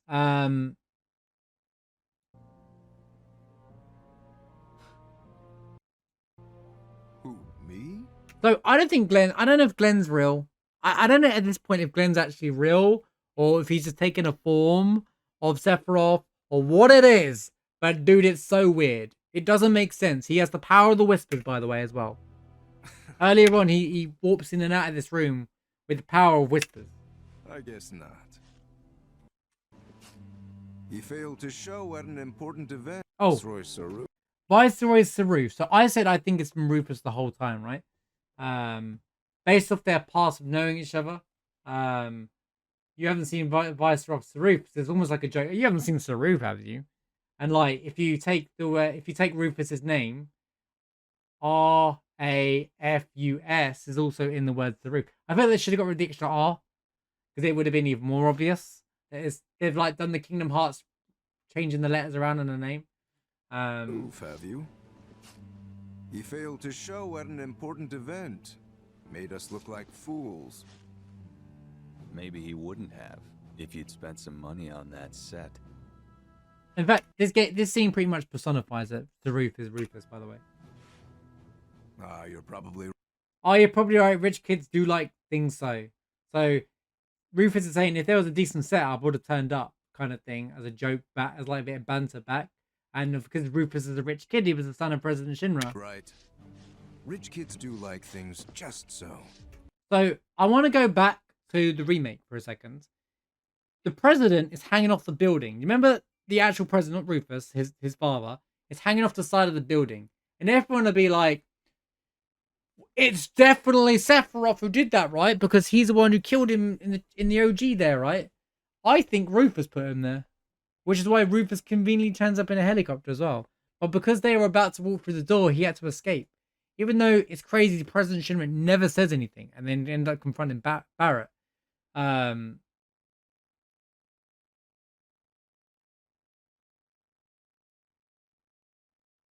There was always a plan for Rufus to overthrow his dad with Glenn. They had this plan all along. Referred to Rufus Sufer. Yeah, but I still feel like in the narrative, Rufus is Saruf, which is based off this conversation here. Ah, you're Clear probably as day, because no matter what interpretation the translation is going to have, the stories at the core still going to be the right. same. Rich kids do like things just so. And Glenn is doing this in front of Rufus, right? Oh, you're right. It is Rufus backwards. Okay, I see it now. Yeah, so it's a major giveaway. I think they should. If they just done the extra R. Still got results though, Kinda even silly. without him. Resistance elements are more fired up than ever. Now, Glenn's never mentioned Sephiroth up until No, this point. Glenn. I'm on to you. This war's nothing but a There is some story in. I don't think it's on the way to Smile. I don't know if it's one of the past. There's like a story somewhere where Rufus was actually. I think it's before Crisis, where he's funding the rebels or something, Avalanche or something. I think that's actually in somewhere in the OG laws. Yeah, there you go. Before Crisis, yeah, Rufus is a funded Avalanche, which is the version that runs Wutai, which is who Yuffie works for right now. So Sonon and Yuffie work for Glenn Lodbrok, which is this guy here, ploy to distract me from Sephiroth. and they're trying to distract Rufus from Sephiroth by having a fake war.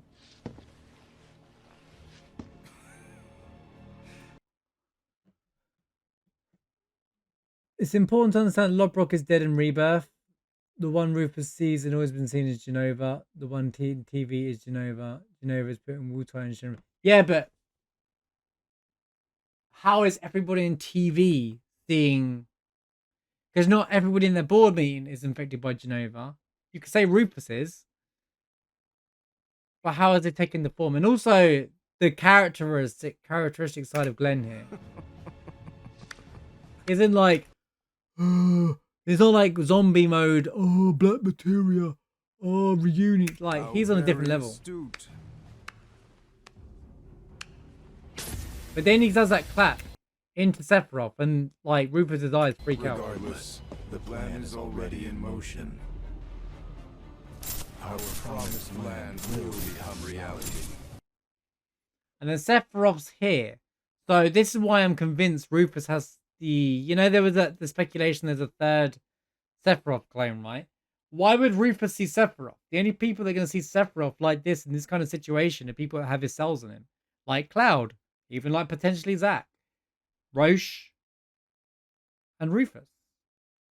Why is Rufus able to fight on par with a first-class soldier? Think about it. Rufus has one-on-one Cloud. In reality, Rufus should not be able to 1v1 Cloud and really be able to fight as well as he can. But he does. Which means that Rufus has a fight ability about him that suggests that he's got Mako. He's got Mako cells in him, Genova cells. There's something within Rufus, his blood, that he probably willingly accepted that he has control over because he has a strong mind that he can that allows him to fight the way he does. A father's dream accomplished by his son. Yeah, it's another reference that happened as well. I want the real thing, not some imitation. And then he shoots Glenn here anyway, and he turns into a normal road person. But an imitation's all you deserve. How I got what right? I didn't get everything right. I guess Glenn and Rufus stuff, yeah. But I think the game explained it pretty well. But then here, you see Rufus. So this is also why I think Rufus has Genova cells in him. Because you see Rufus here. Bro! Can you just stop at the right frame?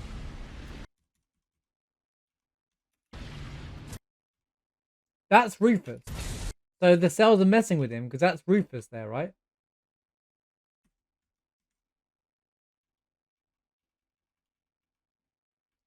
So Cloud has seen himself in the reunion, and then that's Rufus in a situation where they're wearing a black robe, messing with their head. So if they're both in the situation, it's because they are all part of the reunion. Rufus even attends the reunion in the OG, and I have absolutely no doubt that Rufus will attend the reunion in part 3. Sang announces, a man claiming to be the emissary of Wutai is the roof. I'm going Rufus, furthermore in Japanese, and in English becomes Sufer. Rufus spelled backwards. Yeah, that makes perfect sense. In the back, just like old times. So maybe Rufus actually killed. So maybe the real Viceroy Saruf was Glenn the whole time, and Rufus killed him. When you first see what 1603, I wonder if it's here somewhere. Here it is. Literally, here it is. Right? Glenn Lodbrok. Oh. He Here. introduced himself as Colonel Glenn Lodbrok. Right. So when Seng, so this is why Glenn is really dead. This is proof. Actually, I had the thought. I came back to this one scene. This is proof that Glenn's already dead. Rufus killed him in the Wutai War. As Colonel Glenn Look, he introduced himself as Glenn Lodbrok. And then Rufus remembers Glenn being shot by him, of all people. Literally, Rufus has already killed Glenn.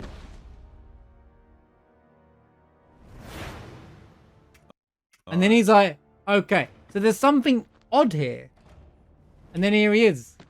But Seng can see him here, live as anything. So maybe he's corrupting the, maybe Sephiroth is corrupting the black road people to take the form of whatever you want. Because that is all likely. There's nothing to suggest that they don't have that kind of power. You know, Yeah. Really cool moment there. Kind of gives things away a bit there. Zack just does Zack things. And also, then this happens. So we're just going to watch this and talk about it.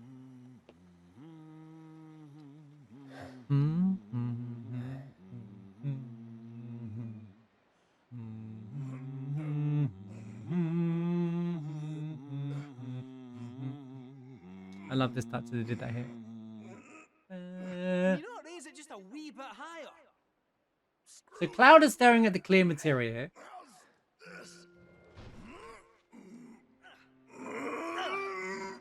I guess you need to pause.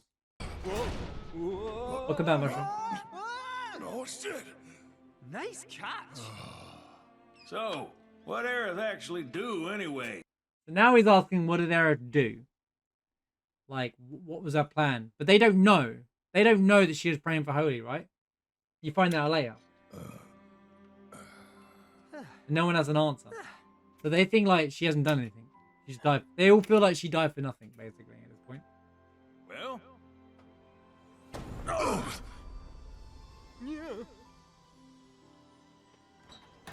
And with that, we are cleared for takeoff.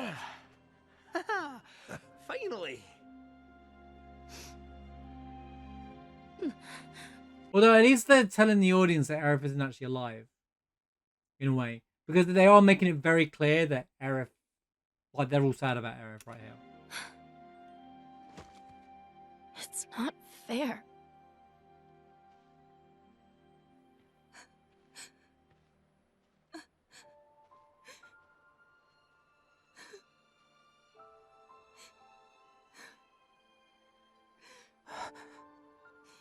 Aerith? Now that is gonna have everybody. Now they did this on purpose, right?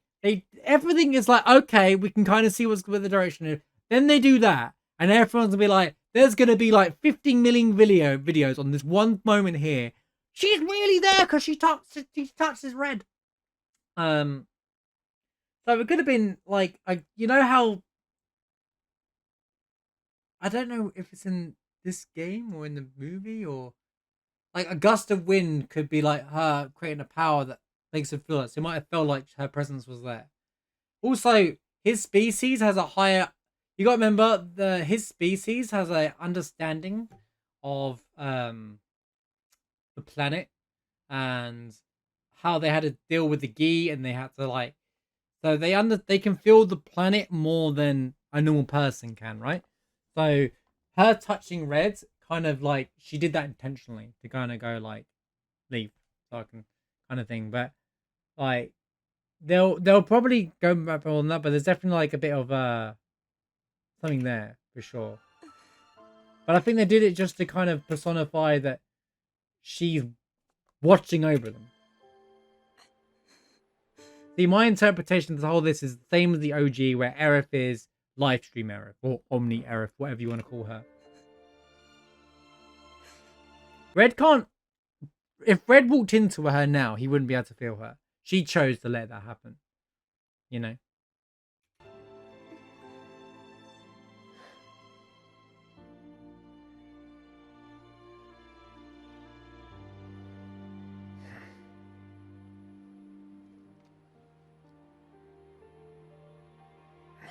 I think Tifa's going to be really down. She doesn't know who Cloud is anymore, and she just lost her best friend Aerith as well.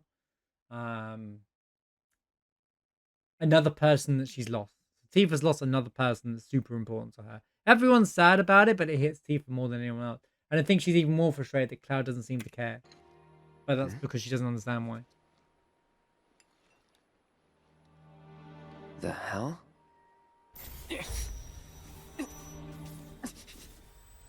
And he still has the black materia. But wait a minute! It's at the Icicle Inn on the stairs, guys! What are you talking about? That we obviously know it's a fake. I'm just kidding. The reunion. And then he says the reunion. Coming or what?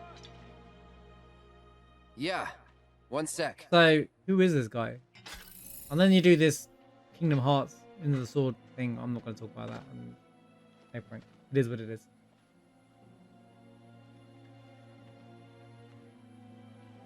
You have to promise not to look up.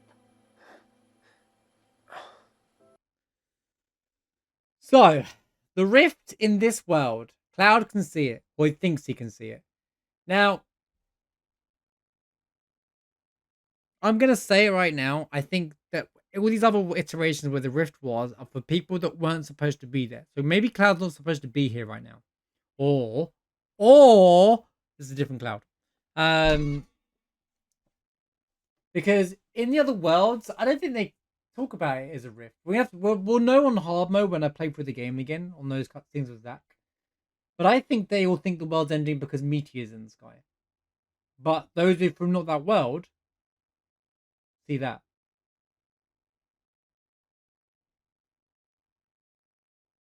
Yeah, but it wouldn't make sense. Why would two worlds be alongside one? Why? See, it's what I can't understand about this theory around. Because I know it's a big theory being spoke about right now, that all those worlds that just became everything now have just reduced back to two worlds again. And that Cloud can see them both.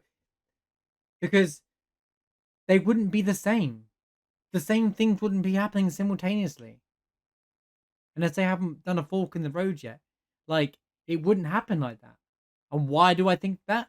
because we've seen it in the remake. Everything's different to what we've seen in the OG game. They do things different. Interpretation, their reactions are on the moment, kind of thing. It's not set in stone of what's going to happen. Otherwise, you know, if I got up off the chair now, or I get up off the chair in 5 minutes, it changes things, right? But it doesn't all sit in the same time up until now. That's why I don't think it makes no sense to me. Now I know the timelines and time travel and time paradox is confusing as it is, but Don't look up. Well, now I gotta look. Fine, but don't let it get to you. Don't let... but they kind of doing this intentionally. But that line's gonna be important when meteors get summoned. What get to me? It's not real. Just an illusion. And you can't take what Cloud's seeing as anything, because Cloud sees everything that's not real all the time. Think about all the Sephiroth stuff, you know? Now let's go get Sephiroth. He's hiding up north. North. Trust me, he is. Winter is coming. Soldier's intuition. Oh, yeah? Better hope you're right. How does Cloud know this? The reunion, dude. How does Cloud know this? Reunion. Hello? You paying attention? The world reunion? They all know where to go. People who have the cells know where to go. They're being summoned to where they have to go. That's how we know. He's just more coherent.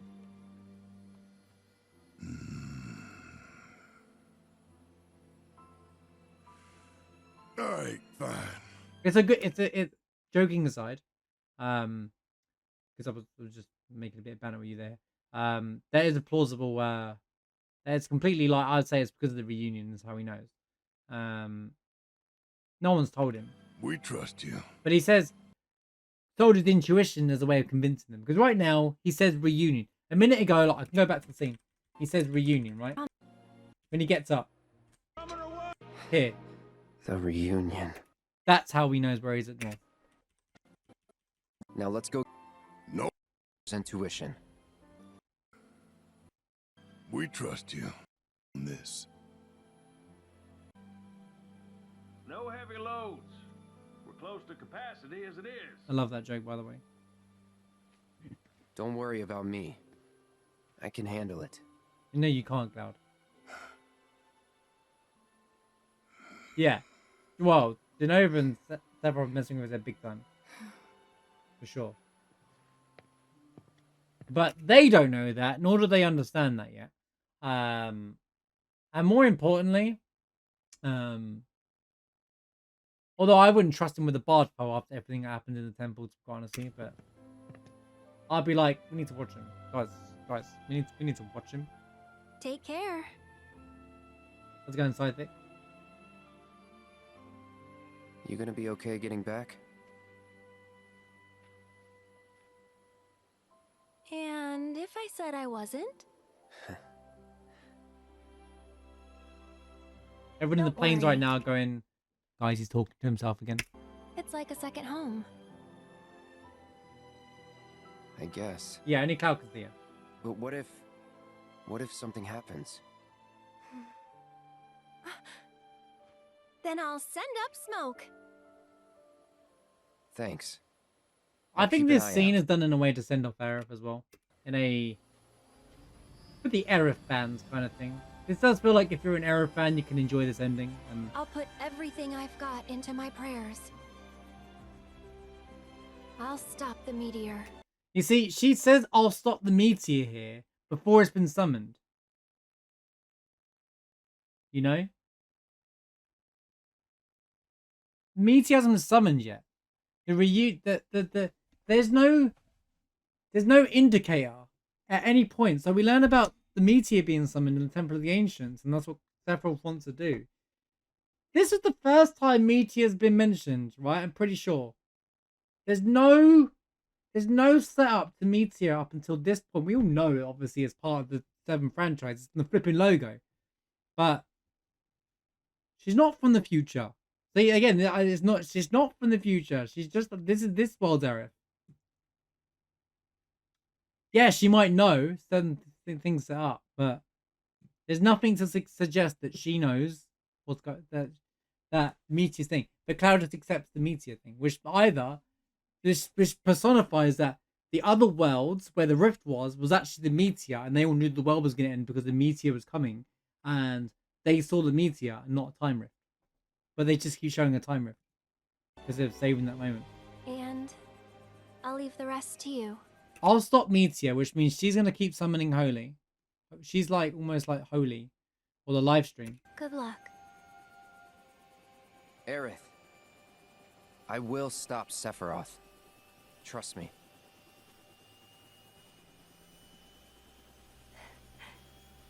You promise? Promise.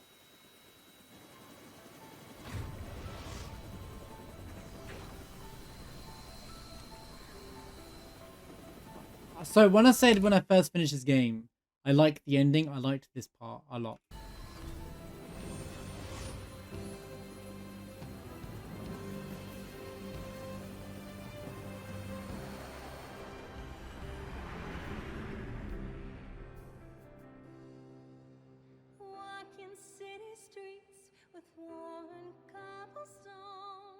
That there.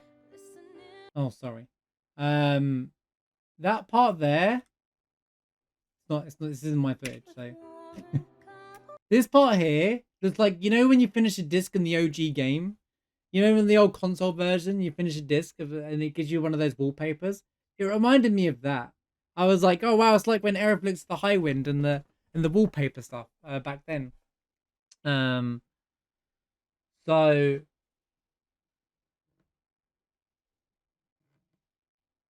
it's not, well, it's like it's a modern interpretation of one. Yeah, that's what I felt like. Yeah, it was really nice. So yeah. So let me give my final thoughts on everything, all right? I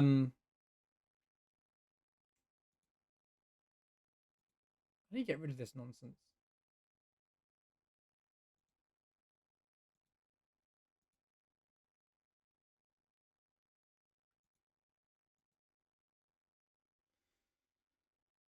So yeah, let me get my you know, I'll just do this.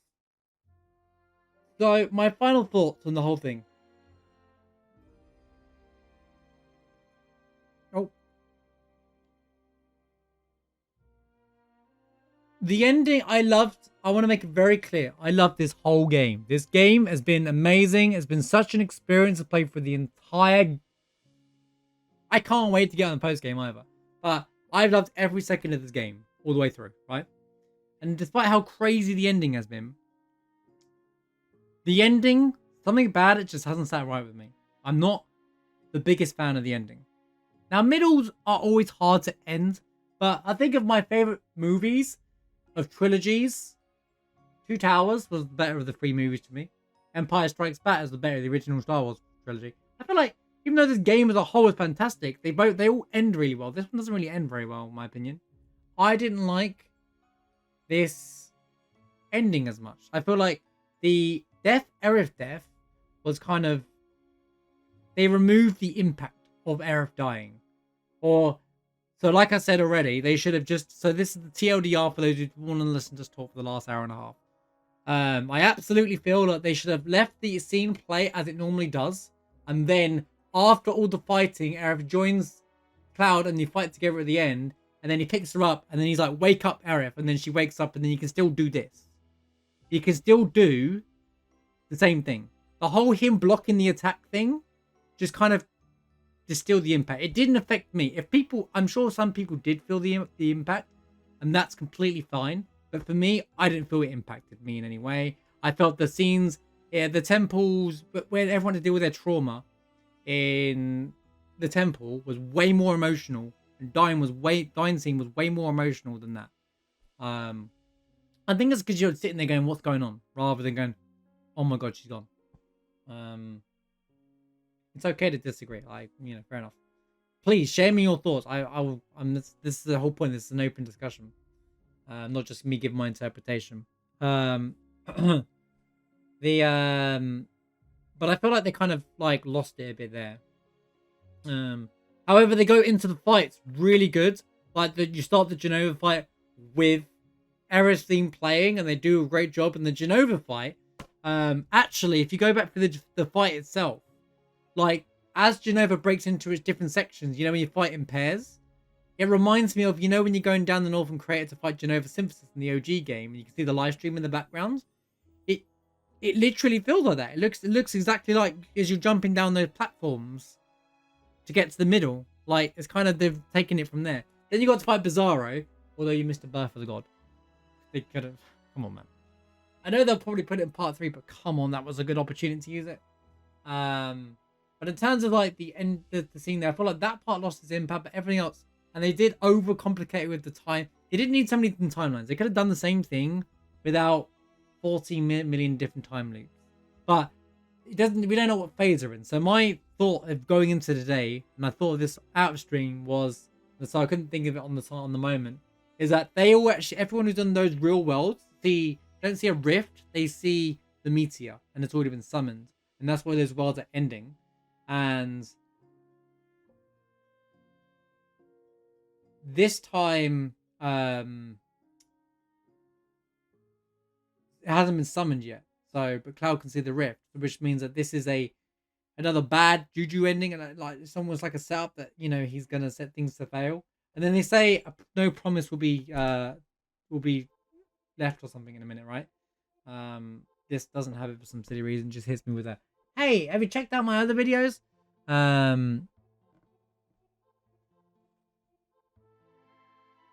Definitely feels a lot more with the ending, but I felt died in the scene. I think they want you to be confused, and I think they do this to give you this nice fuzzy feeling that Aerith is okay, or they just, so in the original game they don't explain that Aerith dies and returns to the planet and still was able to help them and aid them. So this is like Aerith that's part of the planet, live stream Aerith I always called her, that helps Tifa survive going through the live stream and stuff like she does do in Cloud subconsciousness section. In my opinion, the impact of Aerith's death was felt the events immediately after Nova fight. I think for the impact of her not being there more in part 3. Yeah, I agree with that. I'm not saying end the game on her death. I'm saying they still could have done all of this. I'm saying where Cloud says Aerith wake up is where she opens her eyes again. And you're like, huh? But that moment there, so one of the things why the original is so memorable with me is because you see her die, then you have to fight Genova, which if you don't have the water ring equipped, because you don't know she's only water anyway, you struggle for ages on that fight, and you're like, oh my god, what's going on? And you just keep, you know. Like, so going into that Genova, like thinking that she's dead is like actually dead is bigger, in my opinion.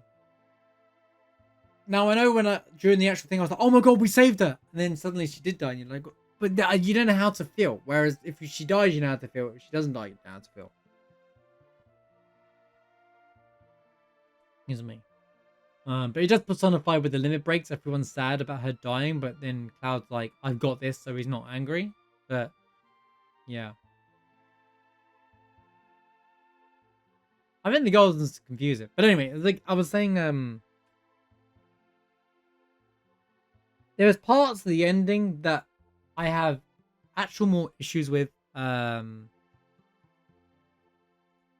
want to check my other notes that I was writing somewhere.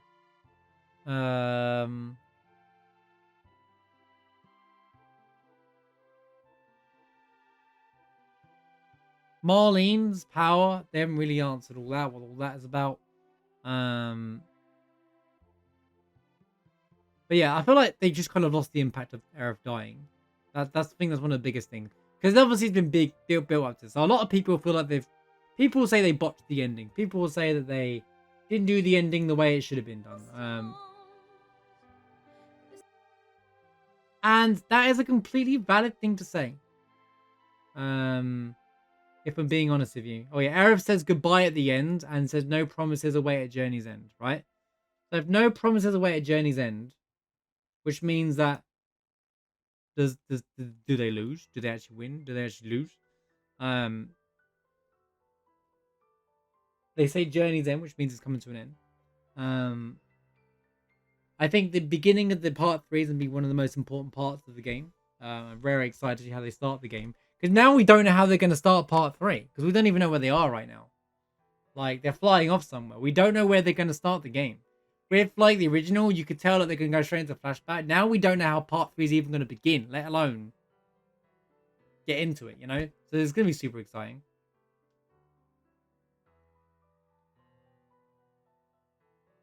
The main focus of the ending was to show how broken and confused Cloud has become. Oh, yeah, I agree with that. I do think they're doing a great job of that.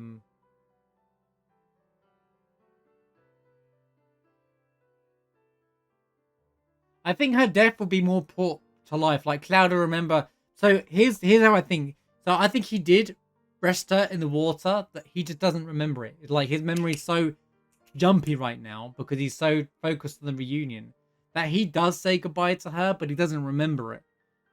And then he's going to remember it post-reunion, and he's going to break down, and then Sephiroth's going to manipulate that. And he's going to be angry, and like, you killed her! But he's going to be like, trying, like, that, or he did kill her. And then, like, this time paradox thing is still going to be a thing. I think the problem is they just did 2 different timelines in there, and it threw the player off. They could have just done the whole thing with 2 timelines, and it still kind of would have worked. But they changed the meaning of reunion, which I kind of like. And they've got us not knowing what's going to happen again. And I think that was what they were going for. They want us to know, go into it thinking we don't know what's going to happen. There's a lot of misinterpretations with some interviews as well. I've seen a lot of people say that it's meant to lead into Advent Children. That's not true, by the way. It's not been said like that at all.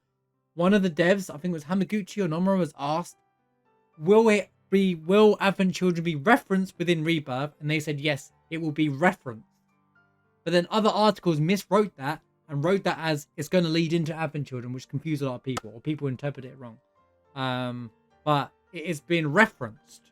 Reference is different to, you know, and they do reference Advent Children a lot in Rebirth, really well actually.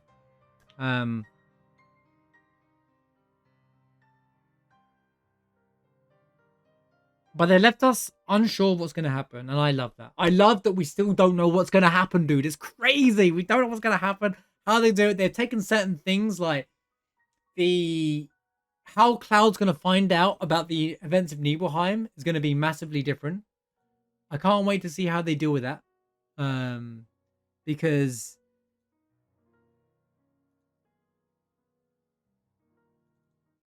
it's going to be such a ride. Like, how they get there, like, because they've already kind of done the bit where in the live stream with Tifa early on from the Gongaga reactor. So, you know, and then obviously will the reunion happen in the same order? Will the reunion happen, then Cal gets lost in the live stream? And then he wakes up in Meador again? Or will they not do that, you know?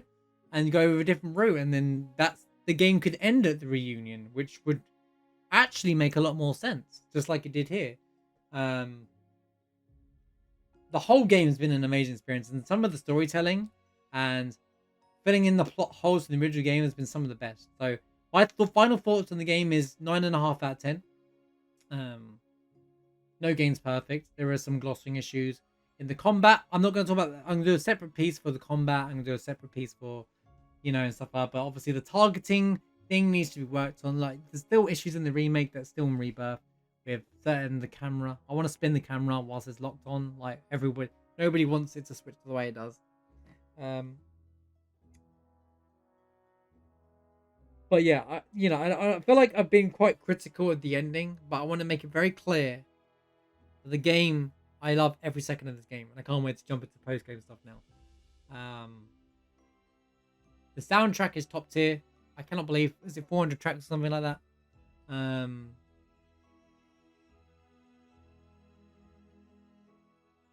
yeah, I'm interested in how they're going to pace out the game in part 3. And is there going to be any fun sections in part 3? If you think about it, if they do the reunion too early, there's going to be no fun sections to do. We had Costa del Sol, the Gold Saucer, we have all of that stuff here. In part 3, if you summon the reunion, if you summon Meteor too soon, then you're going to be left with I reckon reunion will happen, and then you have to then the Midgar raid and stuff will happen, and then you'll see the meteor in the sky before you save the world. But yeah, I wonder how they plan that out. I wonder how they do that. Like, I'm sure they'll deliver. Super excited. This game made a reference to everything in the original and more. They recreated the original. One of the things that I feel one of the things they wanted to do is recreate the world of Final Fantasy VII. And they really did. They recreated the world of Final Fantasy VII, and it was one of the most important things. They completely reborn. They rebirthed the world of Final Fantasy VII almost, you know? And I think that's one of the best things about it. You know, they rebirthed the world in a way that we can all enjoy it in modern world, in a modern game. I know there's always a few naysayers. Well, it doesn't do turn-based ATB kind of like, and I'm just like, look, it wouldn't work, okay? It's fine as it is. We'll get to play as Vincent and Sid in part 3. Now we have one less character to use, I suppose. But I'm very interested in the direction. Obviously, they'll make Vincent a very big thing, and I wonder if they bring back Vice and Nero in the third part as well. Like, and link it to Vincent and link it to Yuffie and all that kind of stuff. I reckon they'll look at their payoffs. I reckon they did the whole temple thing. You know, in the temple where they have to deal with their biggest traumas. I think that was done in the game intentionally, so that you can, so that they have this moment and they get to deal with that later on. You know, because those sections, as strong as they are, don't really do anything. Like, why do they do those trials? It doesn't really explain whether there's trials yet. So I'm curious what the point of those significance of those trials are.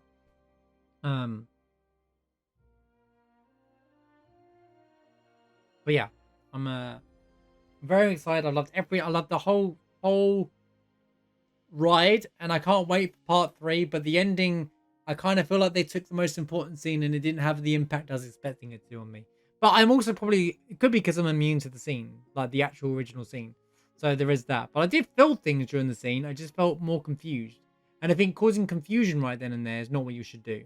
I feel like they could have done the whole Aerith dying, and then you fight Genova whilst you're really sad, and then after Genova, Cloud goes, Aerith, wake up. Or after you fought Sephiroth, and then he's like, Aerith, wake up, and their eyes open, and everyone's like, what? She alive? She alive? What's going on? And everyone can like lose their mind at that point as well. But yeah, that is my story recap of the ending that I didn't really get to see. We had spent 2 hours now talking about the ending in detail. I'm really interested in the Wu-Tai thing. The most thing I'm really excited about part 3, obviously apart from the end, is how they're going to tie in Wu-Tai now. I always said it would be a part 3 thing, and I'm really excited to see how they're going to tie Wu-Tai in. The Wu-Tai War, how Rufus is working on both sides. He's like flipped on both sides. So he has real control over the world. And, they're going to show off things like how he turned on his dad and things like that. I'm really excited how that kind of stuff's going to pay out. So I'm looking forward to all of that. And I can't wait for part 3. Let me know what you think in the comments below as well. I'm going to just upload this 2-hour section separately anyway. Let me know what you think in the comments below. Please do tell me your interpretation of the story. What you think. If there's anything I've missed. Heck, if you think I'm wrong, go for it. By all means, I'll quite happily have a prove you wrong back. But I think there's a lot of been left to interpretation at the end of the game. And I think they did that a lot in the remake as well. And I think that's a good thing to do. Because now we have something to talk about for the next 3 years. About, until what happens. Now we can just jump into post-game as well. So thank you for watching. Please do let me know what you think. And hey, got time, hit that like and subscribe button. But I'll see you next time. Peace.